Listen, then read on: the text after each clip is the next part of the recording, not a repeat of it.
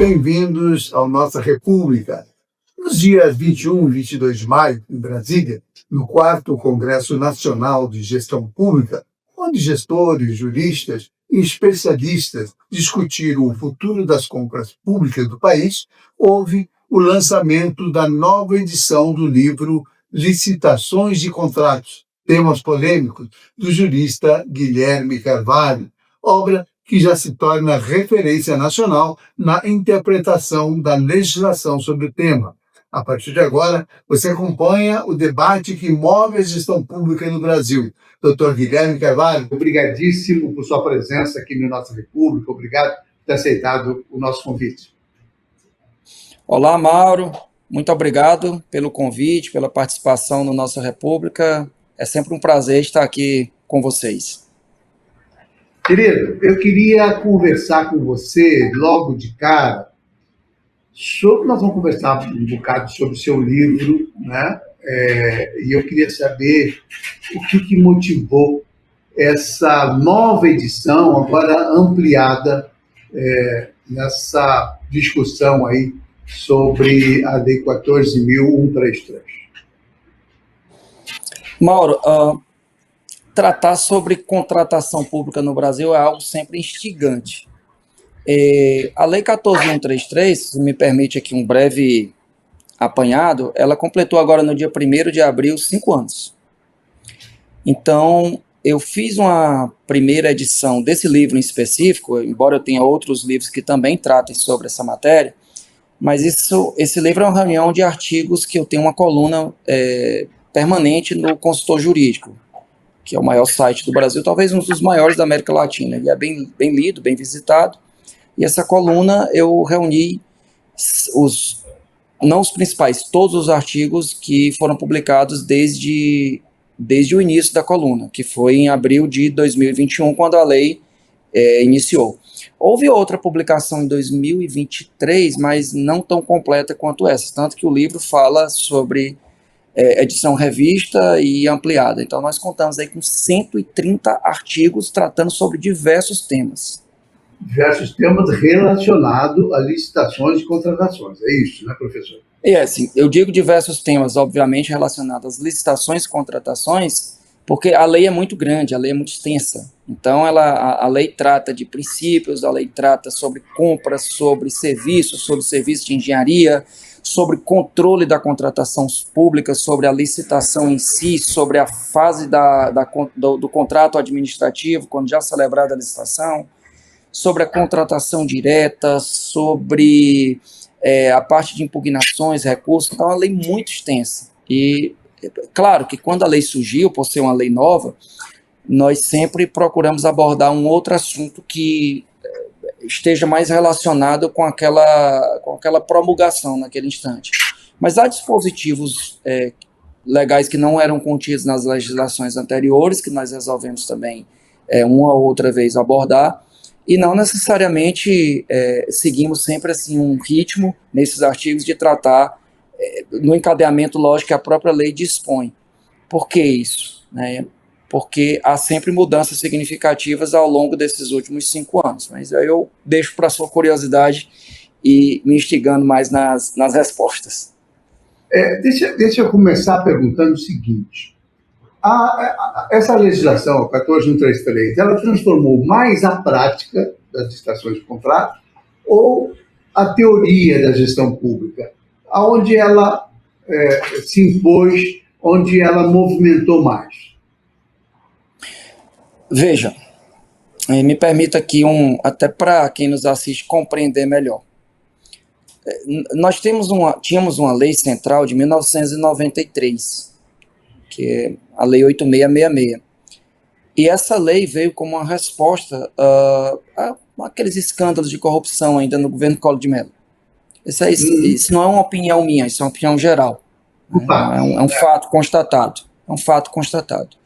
Assim como, me permita aqui essa exemplificação, esse paralelismo, como a Lei de Improbidade Administrativa também veio com uma satisfação social em 1992, um ano antes da Lei de Licitações e Contratos. O que acontece? A lei já nasceu velha e ela substituiu um decreto-lei de 1985.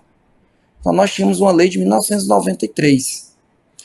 E, paralelamente a essa lei geral de licitações e contratos, estou tentando aqui usar uma linguagem que não seja tão jurídica, os avanços da própria tecnologia, de um modo geral, impuseram a lei 8666 algumas mudanças, mas essas mudanças não foram significativas e nem eram mudanças muito tópicas, quase que irrelevantes. E aí, em 2002, houve uma lei paralela, essa lei do pregão, lei 10.520, para tratar sobre a aquisição de bens e serviços comuns, ou seja, quase 20 anos depois da lei 8666. Então, a lei a lei anterior, revogada, ela é muito precária já para aquele momento em que ela fora promulgada, em 1993.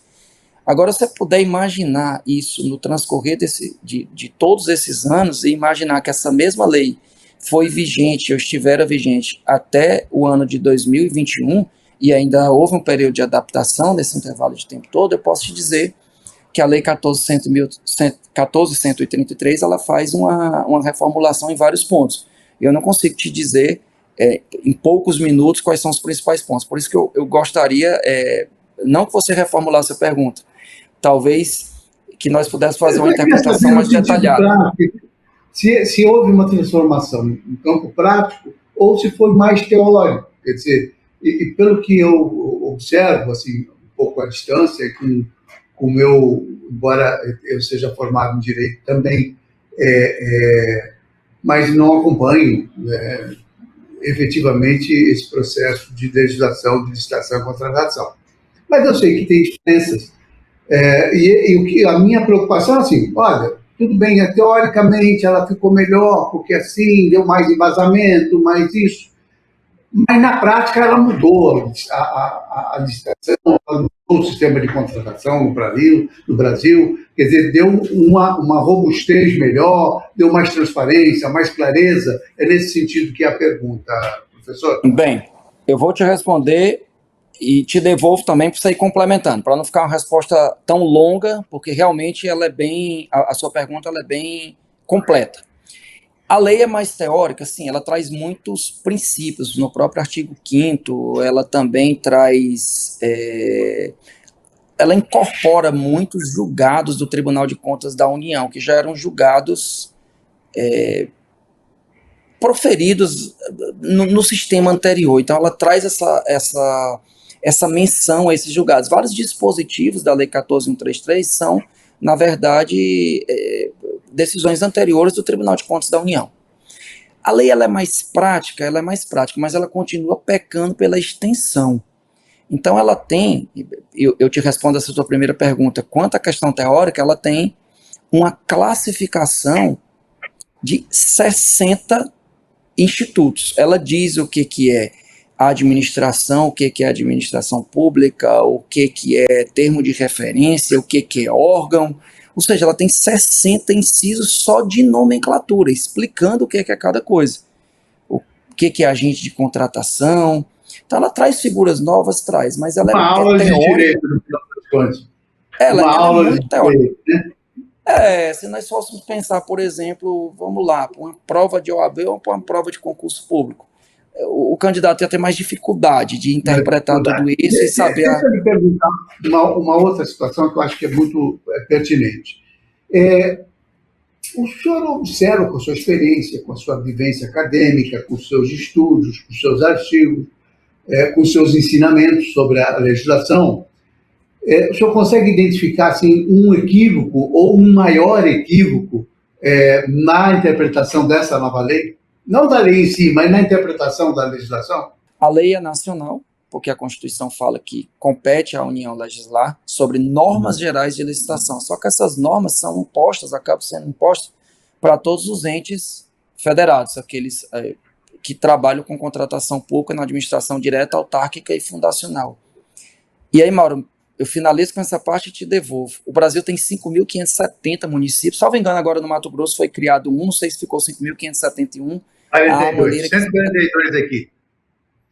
Tá. Então, nós temos exatamente 5.571 municípios no Brasil, de uma lei que se aplica tanto à União, ao Estado de São Paulo, ao estado do Mato Grosso, como também ao município de Tanque do Piauí, meu estado. Então, veja, será que isso funciona? Te devolvo a pergunta. Ou funciona bem? Essa é a minha principal crítica. Mas então me responda, professor. Funciona? Funciona bem? Ou precisava ser leis mais específicas para a União, para os estados, para o município, embora se utilizasse dos mesmos princípios? Ela tem uma base principiológica muito grande e existe uma oportunidade de os estados e o Distrito Federal e os municípios, também outras entidades, como as autarquias e fundações públicas, poderem editar seus próprios regulamentos. O problema dessa edição desses regulamentos é que, via de regra, tendem ou podem usurpar a competência do que a Constituição Federal entende como norma geral. E, à luz da Lei 8666, quando eu escrevi um livro sobre a lei temporária lá do Covid, eu tive de fazer umas pesquisas sobre a interpretação do Supremo Tribunal Federal quando essa matéria era levada ao Supremo Tribunal Federal. Se poderia ou não ser competência dos estados. E absolutamente todos os casos que eu interpretei, todos os casos que eu pesquisei, o Supremo Tribunal Federal, analisando leis de estados, via de regra de estados e até do Distrito Federal, dizia: essa lei exorbitou porque isto é competência da União, porque isso é norma geral. Então, sobre a vertente da Lei 14.133, o que eu posso te dizer para o atual momento? Embora já tenham se passado 5 anos, nós estamos num período ainda de amadurecimento. Parece chocante o que eu vou lhe falar. Existem municípios ou algumas entidades que ainda têm aplicado a 8666. Acredite nisso. Até porque houve um período de... Sério mesmo? O senhor está falando sério? Sério. Estou falando sério porque o que eu posso te dizer? Eu não sei nem se eu faço a defesa do município ou não. Quando eu faço essas críticas, inclusive críticas sobre a organização funcional administrativa do Brasil, a primeira resposta que vem é sempre assim, de algum crítico às minhas críticas, perdoe aqui a tautologia. Mas esse município nem deveria existir. Isso tudo bem, mas existe. E eu não consigo extingui-lo de hoje para amanhã. Tá? Eu não consigo extingui-lo de hoje para amanhã. No Mato Grosso tem Araguainha, sei lá, 1.000 e poucos habitantes. Eu não consigo extingui-lo. Então a pergunta que eu faço é, será que esse mesmo município, estou tratando mais de um município que é a realidade onde as coisas realmente acontecem, será que esse município tem um quadro funcional para tratar sobre essa lei 14.133, assim como a União tem tratado? É só um questionamento importante. Exatamente isso. Se o gestor brasileiro, e aí vale para todos os gestores, todos os níveis, se ele está preparado para esse novo marco legal, tem 5 anos, mas, pelo visto, pelo que o senhor nos conta, ainda padece de aplicação em algumas situações, que tanto que usam a lei antiga. Esse uso, deixar claro aqui, da utilização da lei anterior é algo muito tópico, mas assim, nós nos surpreendemos às vezes com isso, tá? Porque são pessoas que nunca tiveram contato com a lei 14.133. Houve um período, até 2023, de 2 anos de adaptação, que era optativo esse sistema de transição. Agora, veja, será que o gestor se encontra adaptado? E aí essa palavra gestor é muito ampla, né? Você tem... O gestor em si, ele não conduz um processo licitatório. Quem conduz um processo licitatório são os agentes públicos. Aí nós passamos por outro problema. Via de regra, por que eu insisto nos municípios? Porque a estrutura dos estados, do Distrito Federal e da União são estruturas mais robustas. São estruturas com um quadro funcional, via de regra, mais qualificado e incorporado aos quadros da administração por pessoas aprovadas em concurso público. Via de regra. Né? Mas, o que não significa dizer que seja um atestado de qualidade total. Né? Isso aí nós entraríamos em outra discussão sobre reforma administrativa, que não é o caso aqui da sua pergunta. Mas os municípios têm, às vezes, quadros funcionais muito temporários, passageiros, nomeados por agentes públicos ou agentes políticos que ocupam temporariamente o poder durante aquele mandato legislativo. Então, embora haja um esforço para a melhoria da capacitação desses servidores, inclusive aí é um ponto interessante, a própria lei fala em capacitação constante dos servidores. A lei fala em algo que não é matéria legislativa para mim, não é matéria de ordem legal. Informar na lei que tem que capacitar servidores.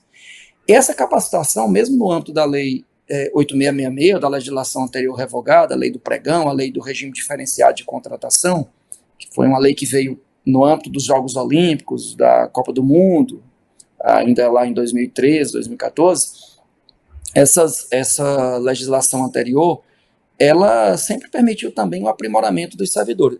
Não significa dizer que todos os servidores estejam agora adaptados à nova lei, que não sejam necessários novos cursos de aperfeiçoamento, de transformação, e até porque a jurisprudência muda, os julgados mudam, o Tribunal de Contas da União, os Tribunais de Contas dos Estados, eles mergulham nessa matéria diuturnamente. Mauro, eu gostaria de concentrar um ponto aqui que é muito importante. Eu não tenho esse dado preciso, eu até tinha antes, mas eu te digo que mais de 15% do produto interno bruto do Brasil está relacionado à contratação pública. É muito. Quando a gente fala de gestão pública, as pessoas ficam meio assim, mas olha, mas isso é um assunto tão técnico. De fato é um assunto técnico, mas é um assunto importante, relevante, porque mexe com a alma do país, a alma dos municípios, da gestão pública, no sentido das finanças, da corrupção, de tudo. E eu queria, para a gente vir para o campo prático, né, falando das contratações, tem uma modalidade de contratação que está sempre em voga aqui nas páginas policiais, que é a tal da adesão à ata, como uma forma de burlar o processo licitatório, de uma certa forma, né?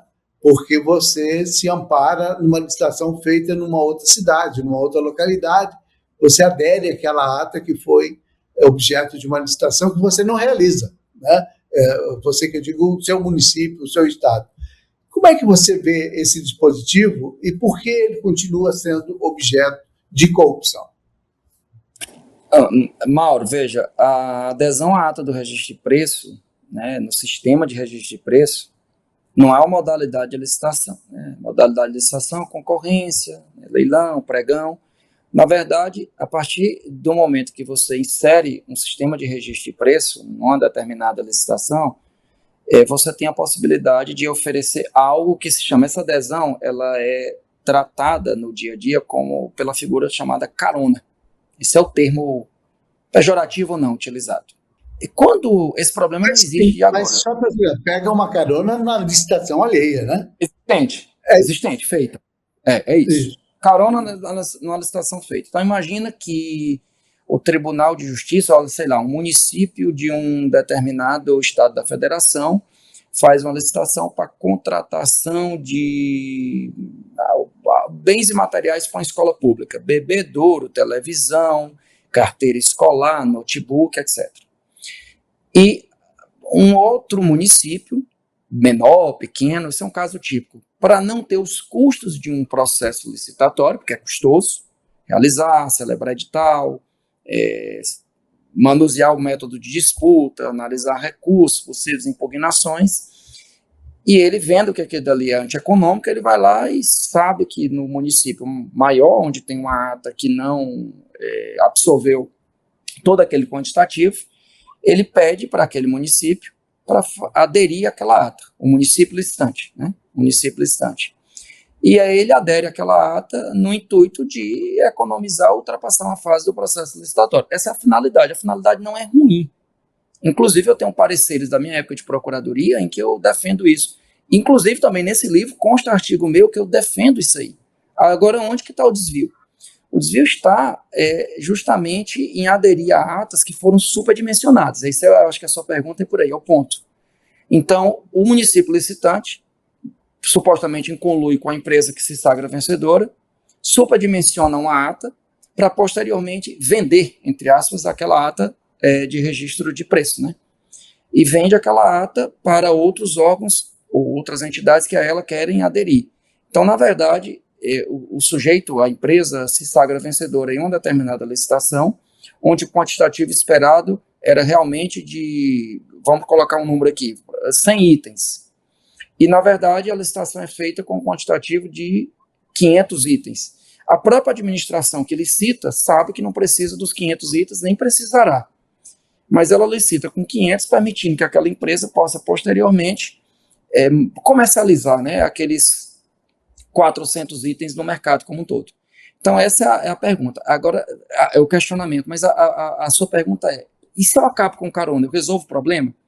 Não, me permita aqui um exemplo jocoso, né? Eu não consigo acabar com todo parasita matando o hospedeiro. Não é matando o hospedeiro que eu acabo com o parasita. Então, não necessariamente eu vou ter a solução desse problema simplesmente porque eu acabei com a figura do carona. Mas isso é uma opinião minha, esse tema é muito controvertido. Agora, e como que eu resolvo esse problema do carona? Eu resolvo sancionando aqueles que se utilizaram desse instituto de uma maneira a fraudar o processo licitatório natural. E para isso existe na lei sanções nesse sentido, sobretudo pelos órgãos de controle. Deixa eu lhe explicar. Existem ainda algumas dúvidas, algumas possibilidades de burlar a legislação de leis contratuais. Por exemplo, no período da pandemia, muito se autorizou dispensa de licitação para aquisição de... Isso tem problema no Brasil inteiro e ainda hoje existem processos e investigações sendo feitas, né? A outra coisa é a tal da indenizatória, né? De você fazer contratos e pagar na forma indenizatória para evitar um processo de licitação convencional. Como é que o senhor analisa esses dois exemplos que eu citei aqui? A Covid ela é um fato bem específico, tanto que foi criada uma lei para a Covid, em 1979. É verdade, mas eu alerto que nós existem gestores que ainda se utilizam dessa legislação específica para fazer aquisições. Não, a legislação da Covid ela já não mais existe, ela foi uma legislação temporária. E aqui eu não estou eu tenho um pouco de precaução quando eu falo sobre minhas opiniões, porque às vezes eu já escutei de dizerem, não, você é advogado, você está defendendo gestor. Não, quase... Não tenho essa advocacia tão larga em defesa de gestores, não, muito ao contrário. Acontece que a lei da Covid, no artigo 4º dela, se não me engano, ela previa uma situação de emergência legal. Ela já dizia, existe emergência, eu não preciso comprovar a emergência, eu não preciso comprovar que a ponte caiu, eu tenho uma emergência criada aqui, uma emergência existente já. Né? Então ela previa aquilo e facultava e estimulava a compra e a aquisição. Vamos dar um exemplo claro aqui, que eram os respiradores. Né? A aquisição de respiradores, que é onde tem a maior parte dos problemas, insumos, etc., independentemente do processo licitatório. A lei da Covid, ela permitiu a aquisição de bens usados, ela permitiu a aquisição com preços acima do preço de mercado, se é que ela dizia o que era preço do mercado, ela permitiu flexibilização contra os requisitos de habilitação da empresa. Exemplo, a empresa tinha problemas fiscais, permitia contratar com empresa inidônea. Veja, isso foi o mais absurdo, porque a empresa inidônea é considerado crime, então a medida provisória à época tirou essa possibilidade, ou essa proibição de contratar com empresa inidônea e permitiu contratação com empresa inidônea. Claramente, os gestores públicos, ou boa parte deles, se valeu dessa brecha legal, e me permita aqui a expressão, aceleraram o passo. Mas vamos voltar aqui um pouco para o presente agora, não tão remoto quanto o período da Covid, e vamos para o evento do Rio Grande do Sul, 2024. Vamos usar esse exemplo, são dois paralelos parecidos, né, para não dizer idênticos. Situações de emergência. Emergência natural. Emergência natural, eu vou fazer essa classificação que é feita pelos tribunais de contas. Existe a emergência criada, fabricada, e a emergência natural. Emergência natural decorrente de eventos naturais, chuvas, terremotos, que nós não temos aqui, etc. E a emergência criada é aquela que o gestor deixa a situação emergencial ser criada por falta de planejamento para permitir a contratação direta por dispensa. Tá? A contratação direta por dispensa, a legislação prevê várias hipóteses, mas a mais importante delas, obviamente, é essa contratação direta por emergência, como também aquela relacionada ao baixo valor, né, que são as contratações em torno de 50 mil e 100 mil reais. Mas a que pega mesmo é a emergência é a contratação direta que pega. Como também a contratação direta por inexigibilidade, que eu acho que você pode me perguntar aqui, eu explicar em outro ponto, que é shows artísticos, aí vamos lá para essa, te deixo a oportunidade. Que está muito em voga o assunto, nós vamos chegar. Depois dessa resposta, você pode falar sobre isso.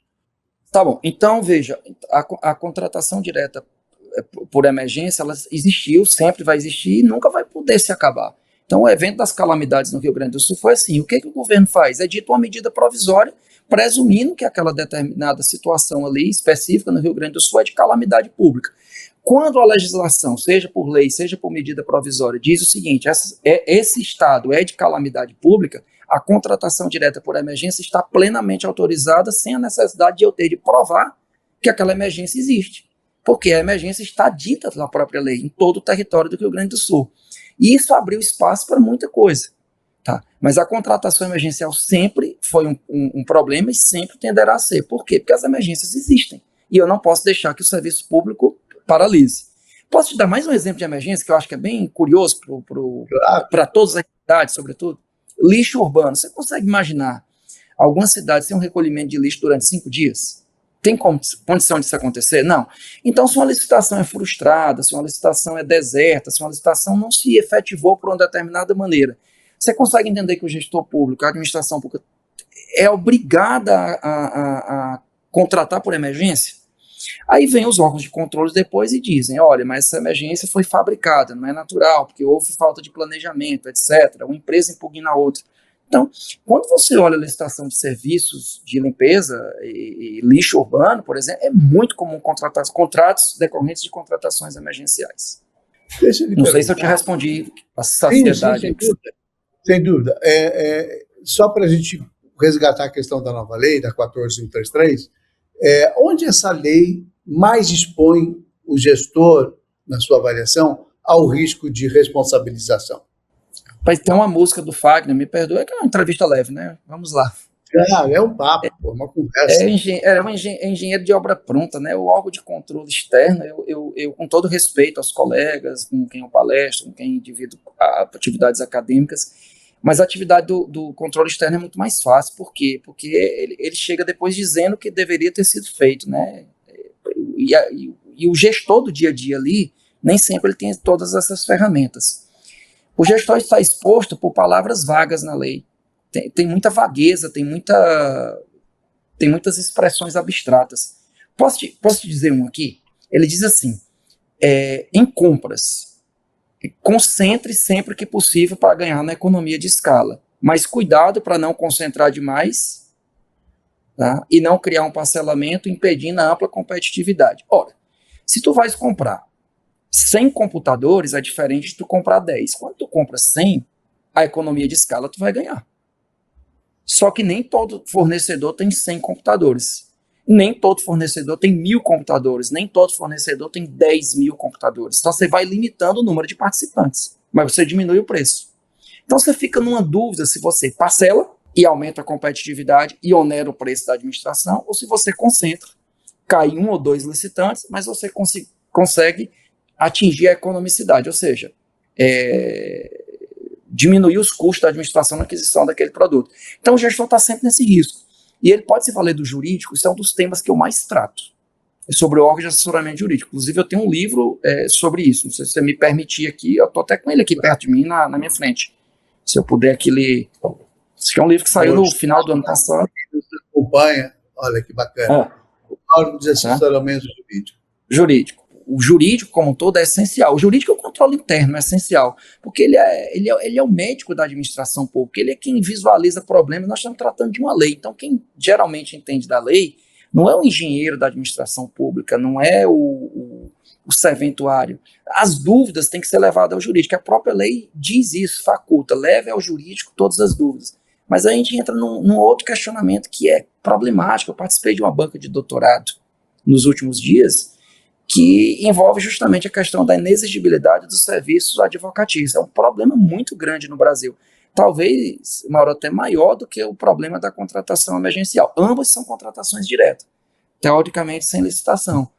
E eu te digo isso por quê? Porque mais de 70% dos municípios no Brasil não tem procuradoria concursada. Então eu contrato também diretamente, assim como o show artístico, mediante um critério de inexigibilidade. Guilherme, a gente falava sobre essa questão das licitações, dos contratos públicos, e há um tema muito interessante que é a questão dos shows que são promovidos pelos municípios, geralmente em aniversários da cidade, festividades, etc., e que, em grande parte, são feitos sem licitação. né? Até porque cada artista é uma figura única, né? Então acaba, de alguma maneira, respaldando essa ideia de que não se pode licitar. É verdadeira essa afirmação? E falo mais, quer dizer, além do município, você tem muito show contratado com emenda parlamentar de deputados estaduais que fazem a base política em determinados municípios. Esse caldo, que é muito polêmico, como é que o senhor enxerga isso? Existe ilegalidade nisso? Existe risco nisso para a gestão pública? Veja, esse tema da inexigibilidade para a contratação de shows artísticos existe na lei anterior e permanece na lei atual. Por quê? Porque é inviável, é impossível no plano prático mensurar quem é o artista melhor ou pior. E aí entra um detalhe que pega o detalhe do preço. Você concorda comigo que se o artista fizer o show voluntariamente, de graça, sem ônus para a administração, não haverá nenhum repúdio? O problema está no preço. E o problema está bem relacionado também a um fato específico que diz respeito à capacidade financeira do município proporcionalmente ao custo daquele show. Bem, a lei não só faculta, né? A lei tem um dispositivo legal que trata sobre isso, contratação direta por inexigibilidade para shows artísticos. No livro tem artigos sobre isso também. Bem, é possível contratar? Sim, a resposta está na própria lei, é possível. A questão aí não é de licitação, se você me compreende. A questão está relacionada à capacidade do município. Via de regra, o Ministério Público propõe uma ação tentando impedir aquela contratação e, via de regra, o juiz da comarca onde o município faça parte, diz o seguinte: proíbe o show porque falta verba na saúde, falta por isso, aquilo, outro. Há um caso interessante aqui para tornar mais exemplificante a história. É interessante esse exemplo. Veja, quem vota é a população, né? E a população quer um determinado show. E na cidade da Bahia, o Ministério Público propôs essa ação, o Judiciário acatou, impedindo o show. Via de regra, isso acontece 24 horas antes, 48 horas antes, e é um erro dos órgãos de controle. Por quê? Por que não propõe ação lá atrás? Né? Evitando problemas maiores em cima da hora, quando a contratação já existiu. E a população fez o quê? Fechou a cidade, forçando a haver o show. Ou seja, não era uma vontade só do gestor. A população fechou a cidade, de modo que o show teve que acontecer, salvo engano, de um artista sertanejo, não quero dar nome aqui. Aí o valor do show, 1 milhão, 1 milhão e 200, 800 mil, o município não dispõe dessa capacidade. Então, assim, entra uma polêmica importante, né? Será que é possível uma emenda parlamentar para contemplar só isso? Não sei se você me entende. Tá? E se o município, mesmo tendo esse valor... recorrente, não é não, doutor Guilherme? Agora, nesse ano em específico... Utilizar das emendas parlamentares... Nesse ano tem um ponto específico, porque os tribunais de contas estarão mais atentos, órgãos de controle, porque se trata de um ano eleitoral. Então, assim, um show artístico não pode virar palanque. Uma coisa é um show artístico em comemoração ao aniversário da cidade. No meu entendimento, o prefeito nem deveria subir ao palanque. O show é artístico, é para a população. Quando ele sobe e angaria aquilo, na verdade está virando um comício, um palco eleitoral. Né? Esse é um dos pontos centrais da inexigibilidade. E assim, tem solução, é o que eu gosto sempre de dizer. Você não pode obrigar um artista que cobra na iniciativa privada R$400 mil no show a ir para o poder público por 100. Não pode.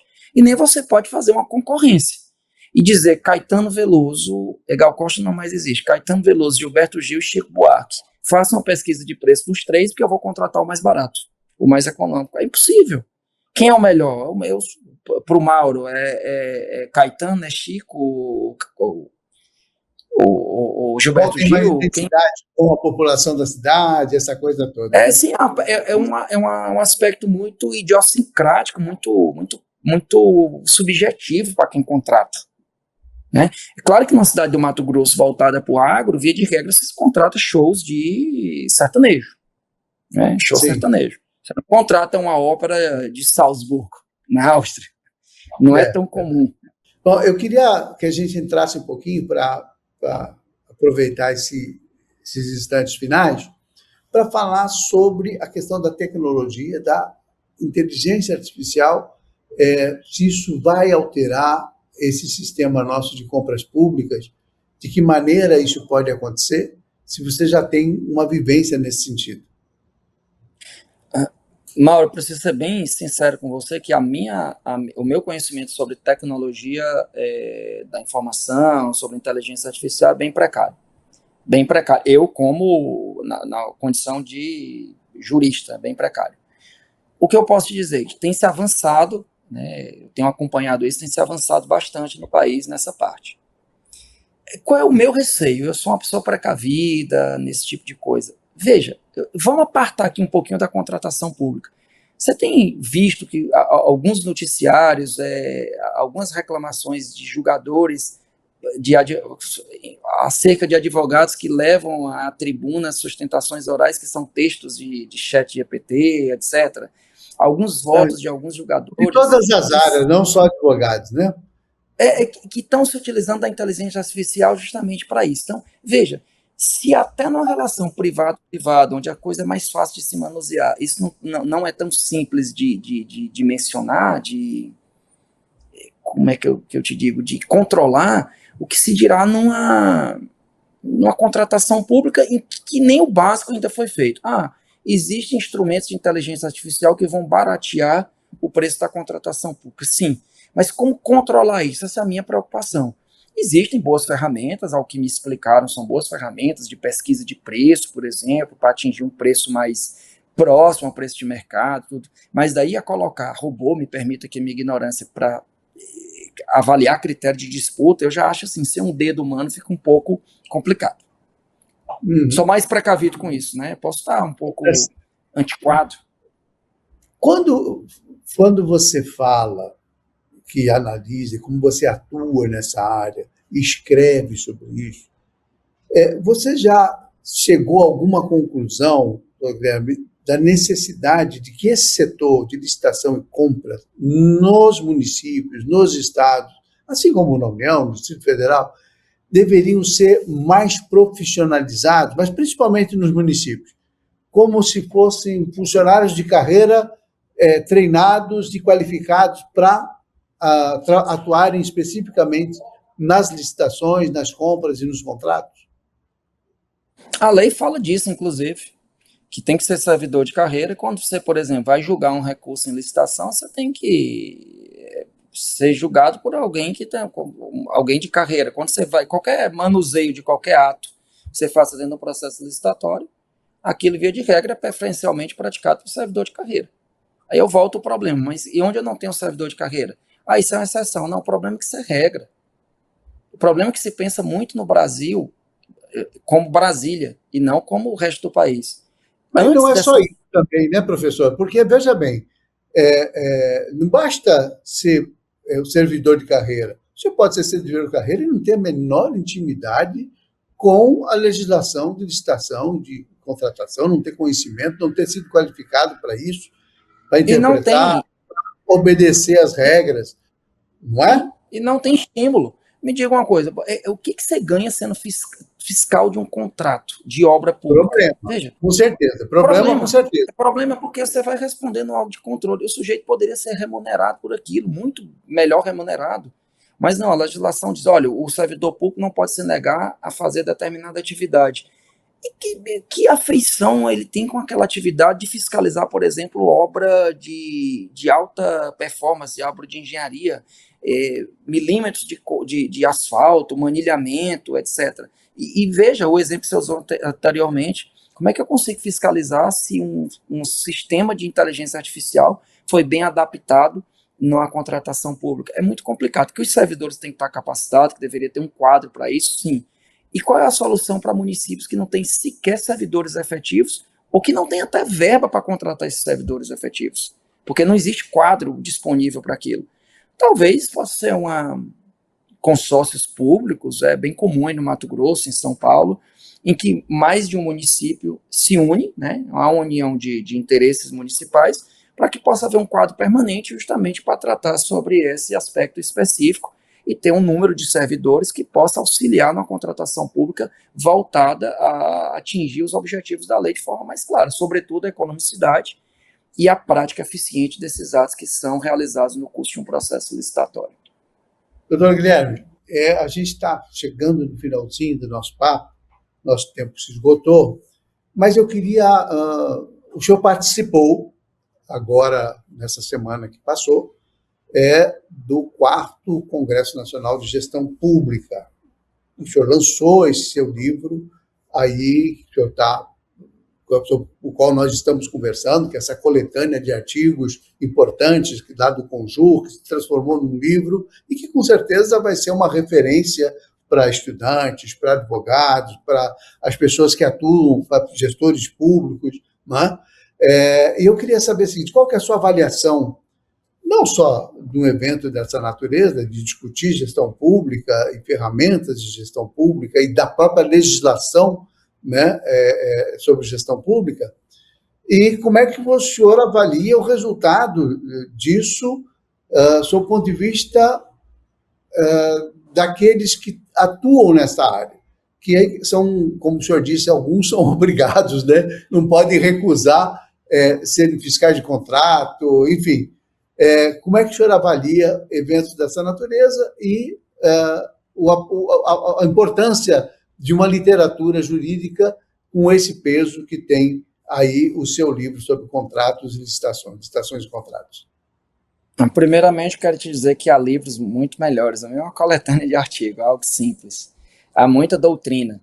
Mas veja, a modéstia é uma característica também, né, professor? Já percebi isso. O senhor é uma referência nessa área, tem sido citado por diversos autores, o senhor está sempre presente nos grandes eventos jurídicos, enfim, já é uma personalidade importante, não é só um professor, não é só um jurista, né? O senhor já é uma referência. O que eu acho, muito obrigado aí pela sua deferência, mas o que eu acho em seminários como esse, que aconteceu sobre gestão pública, o ponto mais importante, né, esse último seminário que eu participei, é porque agrega diferentes pontos de vista. Existem pessoas de controle externo, existem pessoas que são de dentro da administração pública, secretários, prefeitos, e que conseguem revelar naquele momento do seminário seus pontos, suas opiniões, seus apertos. E não apenas, é diferente você ir a um determinado seminário em que haja só agentes de controle externo, ministros, conselheiros de tribunal de contas, desembargadores, promotores, e assim por diante. Por quê? Porque quando eu ouço o prefeito, quando eu ouço um secretário, eu vou interpretar melhor a angústia daquele prefeito, daquele secretário, daquele agente público que realmente está tratando com o problema no dia a dia. Isso é importante por quê? Porque quem está debatendo com aquele prefeito, na ocasião de um seminário como esse, seja ele um conselheiro de tribunal de contas, seja um ministro do Tribunal de Contas da União, seja um promotor de justiça e assim por diante, ele está conseguindo escutar e refletir melhor sobre um problema que a ele é levado apenas sobre um aspecto e que com aquela menção que é feita anteriormente, ele diz, não, aqui nós temos de refletir melhor sobre isso. E por que os seminários são importantes, os cursos profissionalizantes também são muito importantes? Porque sempre estão permitindo a participação dessas pessoas com os problemas práticos do dia a dia. É diferente de apenas ler um livro, né? Um livro indica, é um guia, né? É algo que você promove o seu conhecimento, a sua vivência, mas sem a expertise de tratar o problema prático. Esse problema prático ele é trazido justamente num evento, via de regra, presencial, embora, né, com a participação ali, com o toque humano, em que as pessoas percebem, trazem suas particularidades, seus exemplos, o que foi mais importante, o que é mais tratado.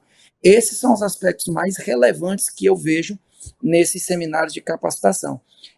Eu não sei nem se infelizmente posso dizer, mas deveriam acontecer com mais frequência, né, nas suas mais variadas dimensões. Seminários maiores, como também cursos de capacitações dentro das municipalidades, de cada órgão e entidade contratante. Essa é a visão que eu sempre tenho. Não adianta eu lançar um livro, não adianta você fazer uma entrevista comigo, porque é unilateral. O importante são esses eventos em que há a troca de conhecimento, troca de experiências. Esse, para mim, é o ponto que deve sempre acontecer com a periodicidade, digamos que bem rotineira.